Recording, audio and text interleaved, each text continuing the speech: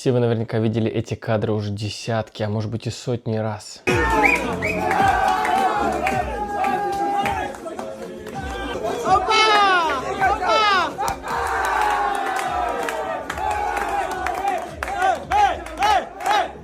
И эти кадры тоже.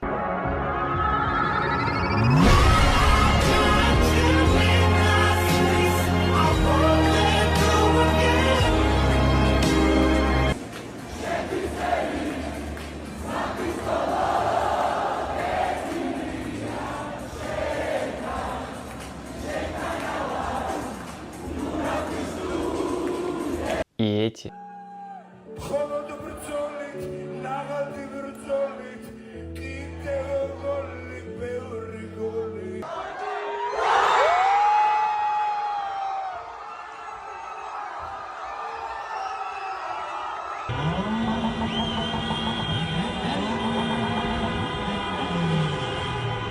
Сегодня вспоминаем 26 марта 2024 года, как шла к этому сборная Грузии, чего она добилась и почему этот день главный в истории современного грузинского футбола. Поехали! Друзья, всем привет! Ну, извините, вот так как я немного припозднился, 26 марта уже прошло, но я посчитал, что этот день настолько великий, что о нем можно говорить и 27 марта, и 28, и 29, и 30. Поэтому, пожалуйста, поддержите это видео, поставьте лайк, отправьте друзьям. И давайте разбираться вообще, как Грузия пришла к своему первому в истории чемпионату Европы. И вообще, что происходило с этой командой до выхода на европейский турнир. Давайте для начала скажем, что со времени обретения независимости Грузия постоянно участвовала в отборах на чемпионаты мира и Европы, и там было очень сложно пробиться даже в топ-2 команды, были огромные группы, огромные турниры, и знаете, вот таких матчей индивидуальных, за счет которых можно было бы попасть, как это случилось в прошлом году, их практически не было. 16 путевок, как правило, были на чемпионаты Европы, и, конечно, пробиться в топ-16 лучших сборных Грузии тогда было очень непросто, но все течет, все меняется, и со временем появился такой турнир под названием Лига наций. Изначально сборная Грузии была определена в Лигу D, то есть самую слабейшую лигу. Из имеющихся всего их было 4, там равномерно распределили сборные по всем 4 дивизионам. И вот у Грузии этот отбор удался, команда выиграла свою группу, заняла первое место, обошла там в том числе Казахстан. И, в общем-то, тогда еще никто не понимал, что это за турнир, это был самый первый розыгрыш, но говорили о том, что в марте ждут стыковые матчи, и это будет первый реальный шанс сборной Грузии попасть на чемпионат Европы. Но потом бахнул ковид, все перенеслось. Все смешалось, и, знаете, там очень забавно вообще, если посмотреть календарь, то получается, что новый розыгрыш Лиги наций смешался со стыками за попадание на чемпионат Европы, и там просто в сумасшедшем ритме играла сборная Грузии. Было 3 матча в октябре, 3 матча в ноябре. Ну, естественно, первый, самый главный матч как раз-таки был стыковой, и вот в октябре играли против сборной Беларуси. Играли без зрителей на стадионе Бориса Пайчадзе в Тбилиси, но, в общем, этот фактор домашнего поля был нивелирован. 1-0 выиграли, потом было еще 2 матча в рамках Лиги наций уже другого розыгрыша. И вот спустя месяц очередной матч со сборной Македонии, Северной Македонии. И знаете, что самое забавное, что Северная Македония была в розыгрыше уже новой группы Лиги наций. То есть, посмотрите, сборная Грузии 3 раза подряд играла с Северной Македонией за 3 месяца. Это такое сумасшествие вообще. Ну, вы наверняка тот матч помните. Хвича Кварцхелия тогда поймал ковид, сыграть не смог. Играли опять без зрителей. Вроде бы игра была равная, но, к сожалению, Горан Пандев забил единственный мяч. Проиграли 0-1. Это был какой-то шок. Я, признаюсь честно, тогда за сборной Грузии, ну, не так уж, чтобы прям сильно следил, но хотелось бы, чтобы эта сборная попала. Уже на слуху был и Хвича Кварцхелия. Но вот счет 0-1 в матче против Северной Македонии, и ничего с этим не сделаешь. Кстати, в 2 других матчах, которые были тоже с Северной Македонией, там было 1-1, 1-1. То есть вот так вот 3 матча подряд Грузия не могла обыграть Северную Македонию, но потом пришел Вилли Саньоль, и все встало на свои места. Очередной розыгрыш Лиги наций. Там обыграли Македонию и на выезде, и дома. Уверенно выиграли группу. И все ждали очередного шанса для сборной Грузии пробиться на чемпионат Европы. Но, кстати, я еще не сказал про тот розыгрыш, который проходил параллельно как раз-таки со стыками. И вот после матча с Северной Македонией у Грузии было еще 2 матча против Армении и против Эстонии.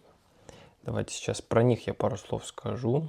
Так вот, после поражения от Северной Македонии Грузия как раз-таки проиграла тот матч Армении, о котором мы вспоминали совсем недавно. Вот я от этого контекста не знал, к своему сожалению. Вот с вами делюсь, если вы вдруг тоже не знали. То есть вот Грузия потеряла все шансы попасть на чемпионат Европы, и потом через 3 дня у вас Армения приезжает.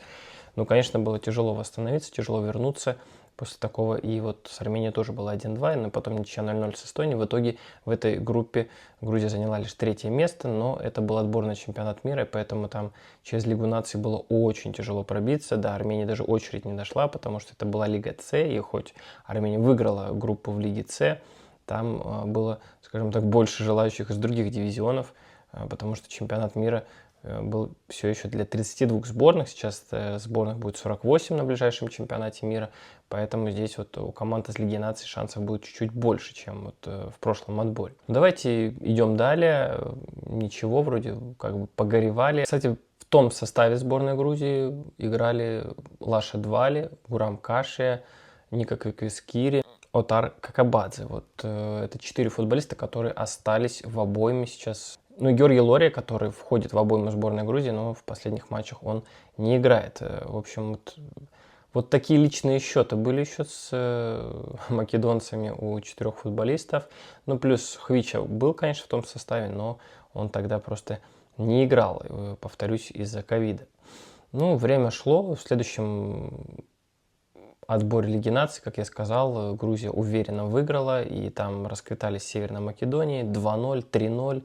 5-2 обыграли Болгарию. В общем, за все поквитались со своими соперниками, уверенно выиграли группу и ждали того вообще, что будет дальше. Там тоже была интересная сетка. Мы узнали всех победителей групп. Это были Греция, Турция, Казахстан и Грузия. И вот, представляете, после вот этих многократных встреч с Северной Македонией вполне с Турцией мог начаться новый цикл, потому что мы с вами помним, что и на Евро с Турцией сыграли, и сейчас в отборе с Турцией. И вот тогда могло все начаться с Турции, но Турция пробилась напрямую на чемпионат Европы, чтобы там потом уже поджидать сборную Грузии в первом туре. И вместо Турции в эти стыковые матчи отправилась сборная Люксембурга, занявшая в группе 2 место, кстати, сыгравшая 3-3 на выезде против Турции. Ну, не знаю, конечно, эта Турция, наверное, была немного другая, чем сейчас, но, тем не менее, чем не пример для сборной Грузии нынешней. Напомню, что в октябре уже матч будет в Турции, и почему бы там тоже очки не забрать. Ну так вот, в итоге 4 сборных, и жеребьевка, на мой взгляд, была крайне удачная, практически идеальная, потому что опять все матчи в Грузии, нужно вначале проходить Люксембург, и потом победитель пары Греция-Казахстан. Вот такая была сетка. С Люксембургом я не скажу, что было просто, там, знаете, еще одна такая история, что администратор команды не досмотрел, что карточки из квалификации на чемпионат Европы, они распространяются на Лигу наций. И вот Хвича Кварацхелия таким образом получил карточку в заключительной игре против Испании. Этот администратор извинялся, говорил: ребята, я уйду, это моя вина. Ему футболисты сказали: ну что ты, брат, мы с тобой, не надо, все хорошо. В итоге, к счастью, обошлось, и без Хвичи даже команда выиграла у Люксембурга с счетом 2-0. Буду Зевзевадзе, дубль, первый гол в первом тайме, второй гол во втором тайме. Там ВАР еще смотрели, удаление у Люксембурга. Тяжелый матч, нервный матч, выиграли. Это было 21 марта.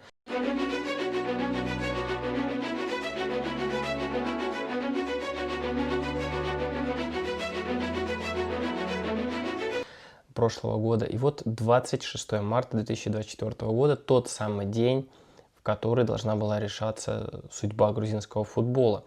В итоге соперником сборной Грузии стала Греция, которая уверенно выиграла Казахстан, уничтожила, разгромила, как хотите называйте, ну или просто победила. Это уже не так важно, какое слово мы тут подберем. И вот день матча, переполненный стадион, сходящий с ума город, обсуждающий эту игру с утра до вечера.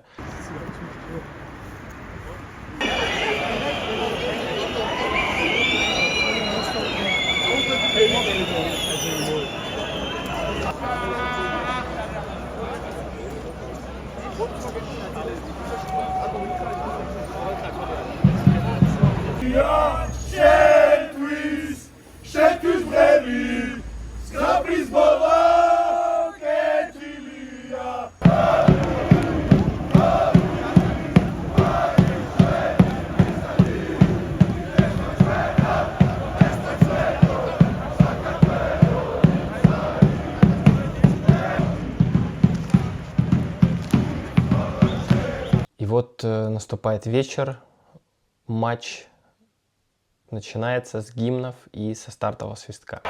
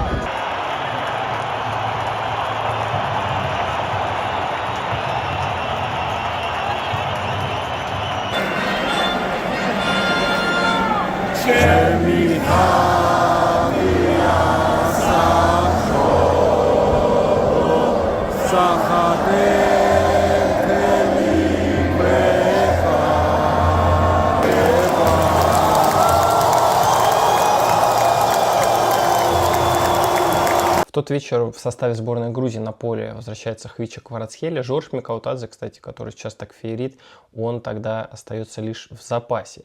Упорнейшая борьба, огромное количество желтых карточек. Кстати, если с Люксембургом их было целых 11 в составе двух команд и удаления, то здесь их было чуть-чуть поменьше, 7 желтых карточек. Удаление тоже было, но со скамейки запасных Георгий Лория. Я, кстати, не знаю, за что его удалили. Если вы знаете, напишите. Он получил красную карточку. Ну, мне эта игра запомнилась еще вот этим противостоянием таким. Даже не знаю, как змеи или как кто головами. Вот два футболиста Грузии и Греции боролись за мяч. Очень такой яркий эпизод, он тогда в социальных сетях везде был. В итоге матч закончился нулями, моментов было немало, но никто забить так и не смог. И вообще боялся пропустить, потому что на кону путевка на чемпионат Европы, я напоминаю. Для Грузии это могла быть вообще первая путевка в истории, но для Греции очередная путевка.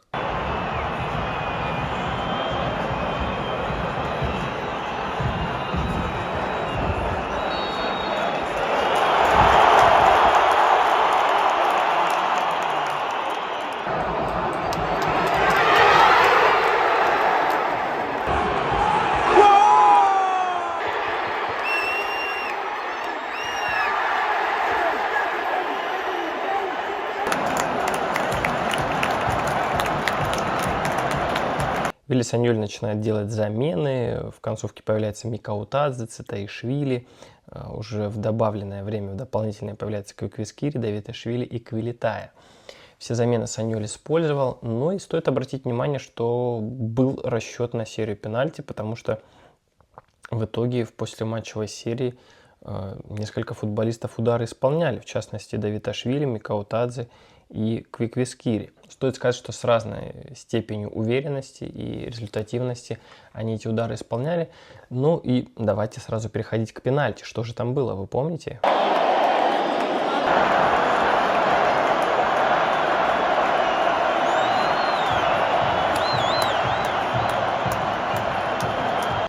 Так вот, Грузия начинала первой. Георгий Кочарашвили подошел первый к мячу.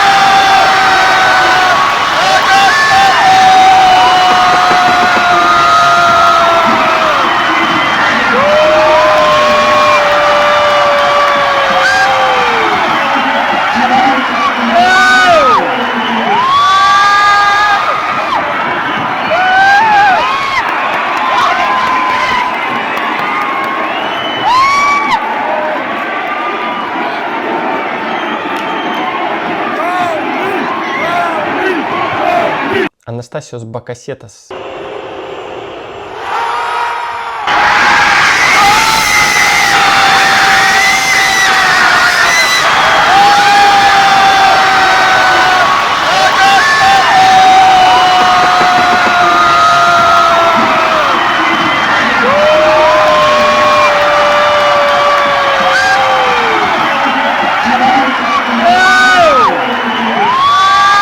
Грузия повела 1-0. Потом Зорико Давидашвили.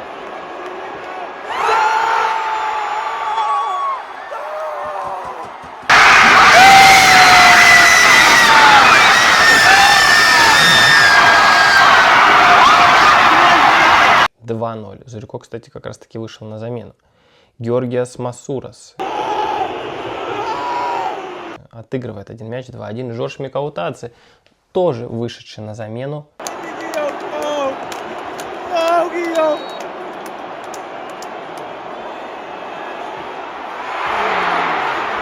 Не забивает свой удар. Тут, конечно, стадион замер. Тишина во всех барах Грузии, я думаю, вообще по всей стране.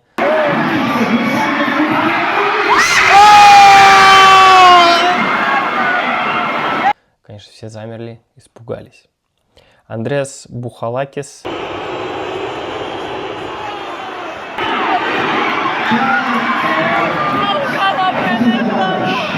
Счет сравнивает. 2-2 после 3 ударов у исполнения каждой из команд. Лаша Двали идет к мячу.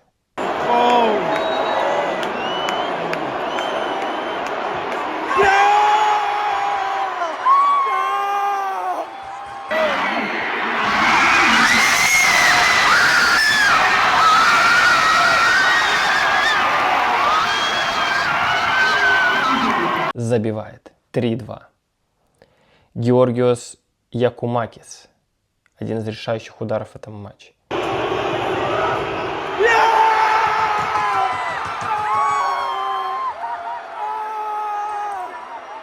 Не забивает.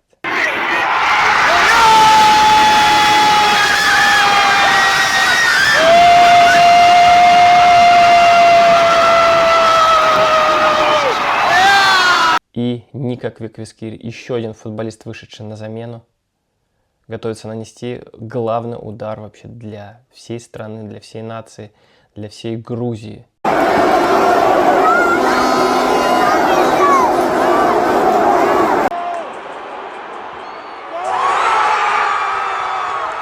Он разбегается, делает небольшую остановку и забивает этот гол.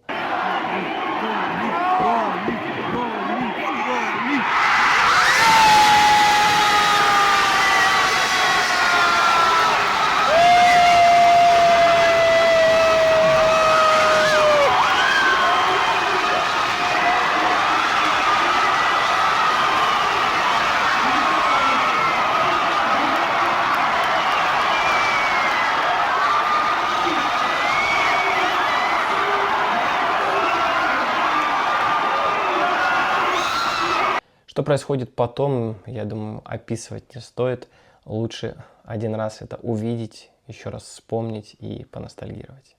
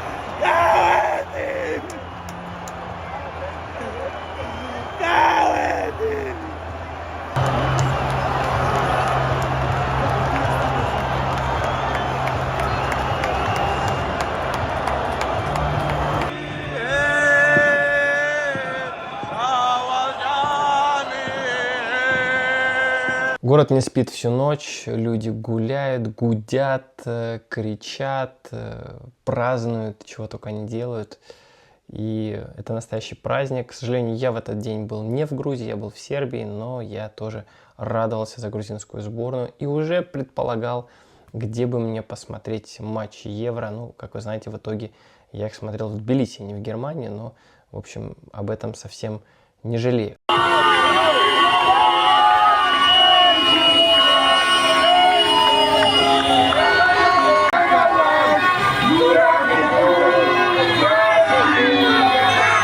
Ну и, конечно, в раздевалке тоже празднование, футболисты, тренерский штаб, незабываемые эмоции, которые ни с чем не сравнятся.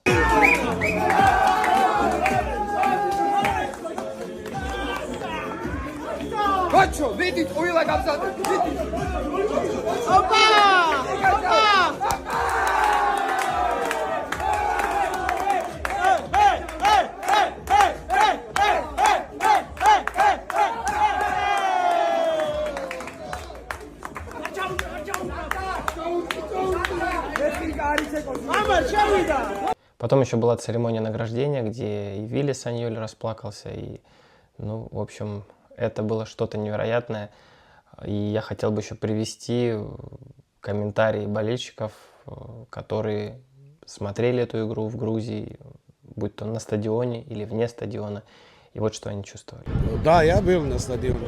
Этого мы ждали давно, да, вы сами понимаете. Это было для нас самая огромная радость, что можно происходить в футболе. Это было самое главное. Такой радость просто не объяснить.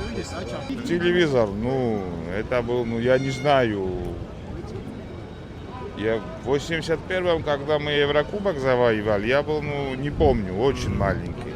И я жил вот с этим, вот как и дядя, и отец рассказывал, что это был большой грузинский праздник. И до сегодняшнего дня я вот живу с этим.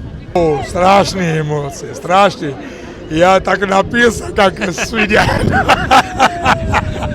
Страшно. Я один смотрел, меня приглашали за столом, где-то, ну, у грузинов есть застолье такое. Но никуда я не пошел, я собирался, ну, дома я один посижу, но не получилось. Ну, 26 марта это для меня было такой божественный день. Ну, я когда вспоминаю такие, я могу в другом месте рассказать, что со мной случилось. Я не плакал, я орал от радости. Такое ощущение у меня было, что я 13 мая, я повторное. 13 мая 81 я был такой мальчуганом, ну, такой маленький.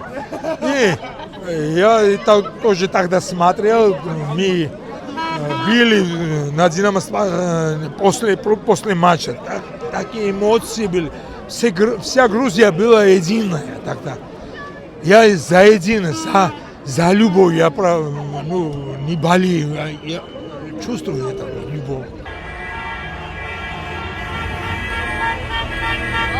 He lets out.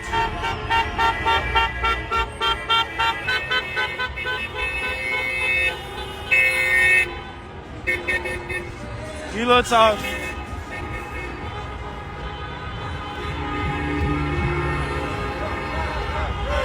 Sakartvelo, Sakartvelo.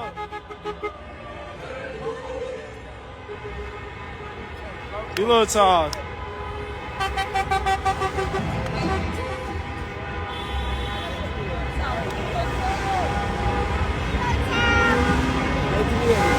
ასე ძმა აუ ყველაზე მეტიერი ვარ ვაფშე გაიხარე უხვესი მადლობა უხვესი მადლობა გენაცვალეთ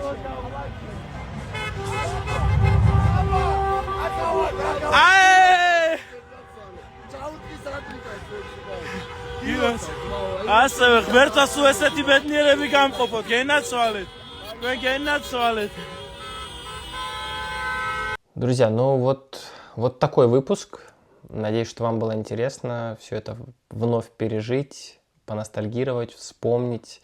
Если у вас есть друзья, которые были на стадионе, которые это все переживали лично, видя собственными глазами, Пожалуйста, отправьте им этот выпуск, пусть они тоже вновь вспомнят, насладятся этими мгновениями. И, конечно же, пишите, как вы пережили этот день, 26 марта 2024 года, что с вами происходило, были ли вы на стадионе, если не были, то почему, как смотрели этот матч, какие у вас были эмоции, и можете ли вы их сравнить с тем, что было в стране в мае 1981 года, когда «Динамо» Тбилиси выиграл Кубок Кубков. Я, конечно, сравнить это не могу, извините, меня тогда еще на свете не было, но я уверен, что среди зрителей есть подписчики, кто это все видел, и мне крайне интересно. На этом сегодня все. Я надеюсь, что вам понравилось так поностальгировать, вспомнить светлые минуты грузинского футбола, которые были совсем недавно. И я уверен, что это только начало. Кстати, наверное, вот после этой игры стала известна песня, которая просто стала настоящим гимном сборной Грузии, и до сих пор она звучит, и я даже слова этой песни тоже учил, припев, и мне кажется, она как нельзя лучше описывает происходящее с этой сборной. Я надеюсь, что сказка и дальше будет продолжаться. Кстати, вообще текст этой песни и о чем она мы обсуждали с комментатором Сетанте Спорт Лукой Милорава. Давайте послушаем, что он рассказал на эту тему. Я с друзьями, не знаю, 2 или 3 года назад, это было 3 года назад, я не помню, мы были в Батуми, чтобы посмотреть Грецию, Грузию, Лига наций, как я помню. И тогда мой друг сказал, просто, когда мы выпивали, он сказал, что я думаю, что эта песня очень хорошо подойдет к нашей сборной. И мы должны это петь, это будет звучать как You Will Never Walk Alone, потому что текст такой: я пою для тебя, и конец сказки будет хорошим, ну, добрым. Это вот в припеве, да? Припев говорит, я пою для тебя, и конец сказки будет добрым.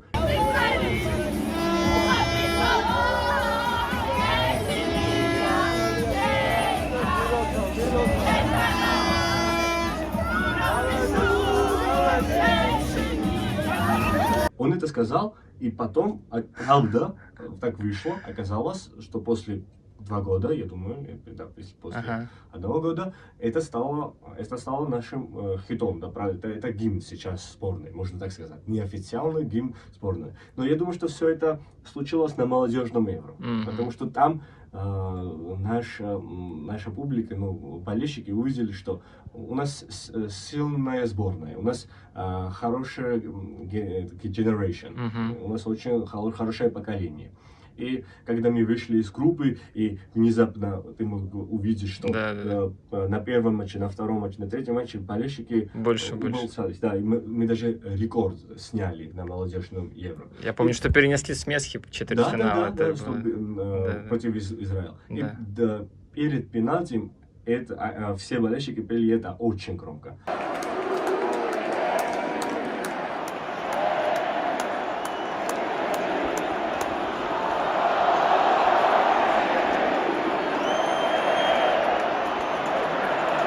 Но сейчас, когда против Люксембурга и Греции выиграли, это уже все. Это уже все. Потом эта песня даже не осталась на стадионах.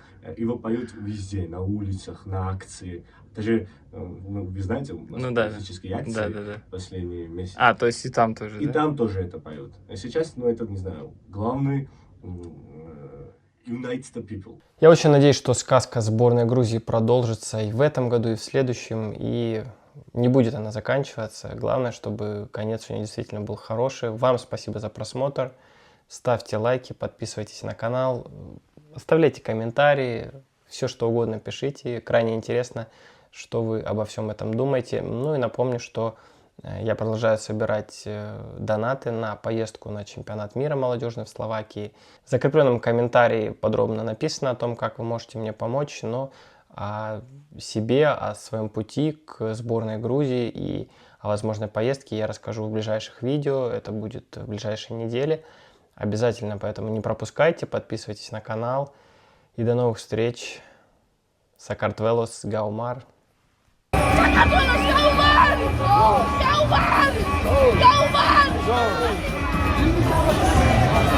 Что за паренек, а?